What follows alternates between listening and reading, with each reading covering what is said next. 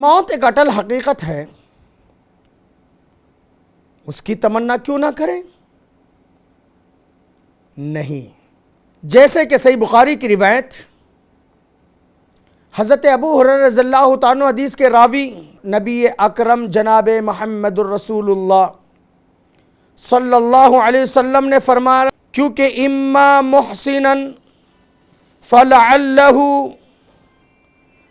کوئی نیک ہے تو اپنی نیکیوں میں اضافہ کرے گا، اگر کوئی برا ہے ممکن ہے اللہ سے معافی مانگ لے گا۔ شدید تکلیف کے وقت انسان موت کی تمنا کب کرتا ہے؟ جب مصیبتیں بہت زیادہ ہوتی ہیں، اور یہ انسان کی فطرت ہے صاحب۔ اللہ تعالیٰ نے کہا نا کہ ان الانسان خلق ہلوعا، انسان بڑا ہی بے صبرا ہے۔ اذا مسہ الشر جزوعا، تکلیف پہنچتی ہے تل ملا اٹھتا ہے، گھبراہٹ کا شکار ہو جاتا ہے اور ایسی ویسی حرکتیں کرتا ہے۔ بسا اوقات خودکشی کے ارادے کر لیتا ہے یا خودکشی تک کر ڈالتا ہے، جبکہ یہ موت حرام ہے۔ ایسی موت سے اللہ ہر ایک کی حفاظت فرمائے، کبھی ایسی حرکت نہ کرنا، ورنہ جس حال میں خودکشی ہوگی اسی حال میں سزا پاتے چلے جاؤ گے۔ اللہ حفاظت فرمائے۔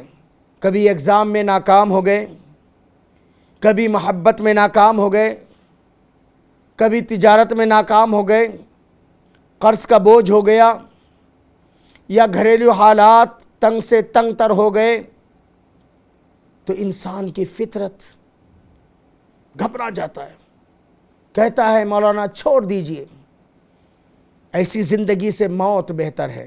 آج تو گھبرا کے کہتے ہو مر جاؤ گے، ارے مر کے بھی چین نہیں پایا، کہاں جاؤ گے؟ قرآن سے پوچھو، سورہ قیامہ پڑھو، یقول الانسان یومئذ این المفر، اس دن انسان کہے گا کہاں ہے بھاگنے کی جگہ؟ کلا لا وزر، ہرگز نہیں، تجھے چھوڑا نہیں جائے گا۔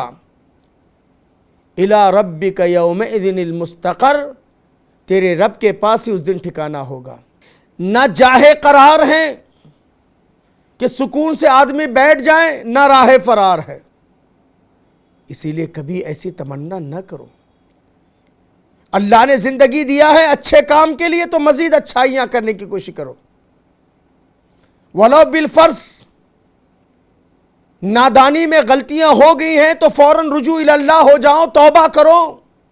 آج توبہ سے بھی اللہ کو راضی کر سکتے ہیں، توبہ سے بھی جہنم کی آگ کو ہم بجھا سکتے ہیں۔ موقع ہے، یہ دارالعمل ہے۔ مرسی ٹی وی کے مزید ویڈیوز کے لیے ہمارے چینل کو سبسکرائب کریں اور بیل آئیکن کو ضرور دبائیں۔ جزاک اللہ خیرن۔